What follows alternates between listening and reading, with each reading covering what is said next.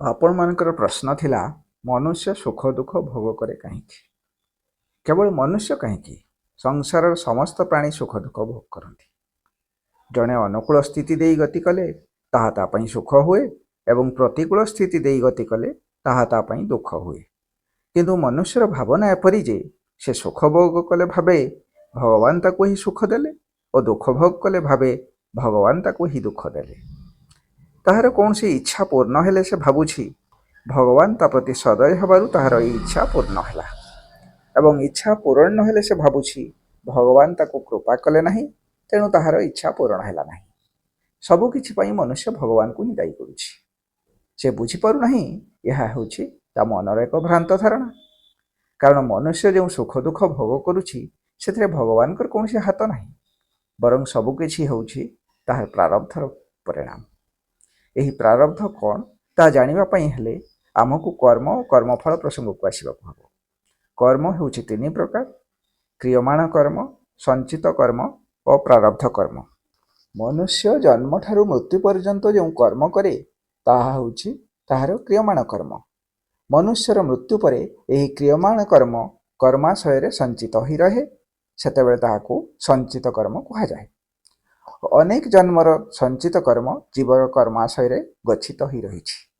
यही संचित कर्म मध्यरु जो जो कर्म फल प्रदान करने प्रस्तुत हुए सही कर्म फल को नहीं जीवर नूतन प्रारब्ध तैयारी हुए मनुष्य शरीर त्याग कलापर अथवा मनुष्यर मृत्यु हेले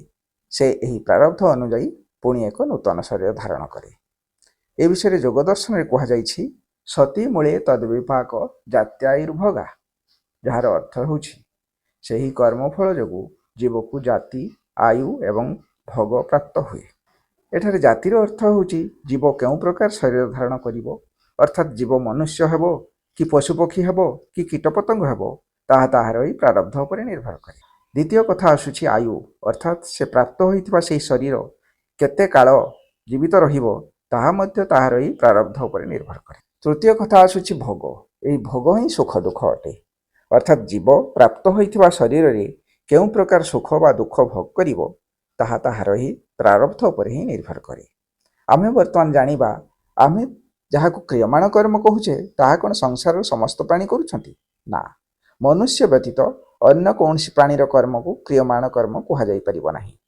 जो कर्म इच्छा करी करा जाए ताहा ही क्रियमाण कर्म हुए एही दृष्टि यदि विचार करिबा मनुष्य दुई प्रकार कर्म करे प्रारब्ध जनित कर्म और इच्छाकृत कर्म किंतु मनुष्य व्यतीत संसार अन्य समस्त प्राणी केवल प्रारब्ध जनित कर्म ही करती सेथिपाई हिंस्र जंतु मनुष्य को मारिदेले भी तांको कौनसी पाप लगे नहीं किंतु जड़े मनुष्य अन्य जड़े मनुष्य को हत्या कले पाप लगे कारण ताहा ताहार इच्छाकृत कर्म अवश्य युद्ध क्षेत्र में जड़े सैनिक शत्रुपक्षर सैनिक को मारिदेले पाप लगे नहीं कारण ताको मारिबा पछरे सैनिकर कौनसी व्यक्तिगत इच्छा नहीं तेणु सेपरी कर्म को तार इच्छाकृत कर्म कह जाई परिबो नाही बरं ताहा हेउछि तार प्रारब्ध जनित कर्म केवल इच्छाकृत कर्म ही मनुष्यर बंधन और मुक्तिर कारण हुए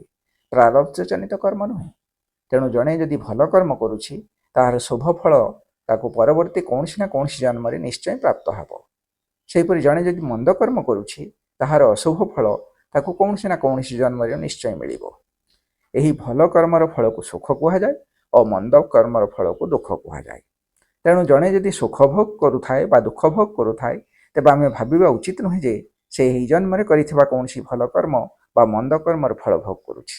जेपरि जड़े चोरी करिबा अपराध रे जदि जेल दंड भोगुथाए एवं जड़े मनीष मारिबा अपराध रे फांसी पाउथाए तेबे आमे भाबिबा उचित नुहे जे सेमाने एही जन्म करिथिबा मंद कर्मर फल भोग कारण सेमाने जो भल कर्म बा मंद कर्म एबे एबे कले ताहा तांकर क्रियमाण कर्म ही रहिला ताहा संचित कर्म होई प्रारब्ध रे परिणत हेले जाई भोग हेबो सेथिपाई किछि लोक अपराध करी मध्य कौनसी दंड पाउनाहांती एवं आउ किछि लोक अपराध न करी मध्य बिना दोषरे दंड भोग करुछंती तेणु सेमाने जो जेल दंड भोगुछंती बा फांसी पाउछंती बोली कुहागला ताहा तांकर प्रारब्धर परिणाम अटे पूर्वरु कौनसी जन्म करिथिबा कौनसी अपराध पई सेमाने ही दंड भोग किंतु सेमाने एबे एबे जो कर्म कले ताहार शास्ति सेमानकु परवर्ती कौनसी जन्म रे भोग करिबा को हबो कारण एहा होछि तांकर इच्छाकृत कर्म सेमाने चाहिथिले एही मंद कर्म परिवर्ते कौनसी भल कर्म मध्य करि परिथांते किंतु सेमाने सेपरि कले नाही କାରଣ କର୍ମାଶୟରେ ରହିଥିବା କର୍ମ ସଂସ୍କାର ସେମାନଙ୍କୁ ମନ୍ଦ କର୍ମ କରିବା ପାଇଁ ପ୍ରେରଣା ଯୋଗାଇଲା। ତେଣୁ ମନୁଷ୍ୟ ସବୁବେଳେ ସତ୍କର୍ମ କରିବା ପାଇଁ ଚେଷ୍ଟା କରିବା ଉଚିତ, କାରଣ ଆମର କର୍ମ ଉପରେ ହିଁ ଆମ ଭବିଷ୍ୟତ ଜୀବନର ସୁଖ ଦୁଃଖ ନିର୍ଭର କରୁଛି। ଆମେ ଭାବିବା ଉଚିତ ନୁହେଁ ଯେ ଆମର ସୁଖ ଦୁଃଖ ପାଇଁ ଭଗବାନ ଦାୟୀ। ଭିଡ଼ିଓଟି ଭଲ ଲାଗିଥିଲେ ଲାଇକ୍ କରି ସବସ୍କ୍ରାଇବ୍ କରିବେ ଓ ସେୟାର କରିବେ। ରହୁଛି।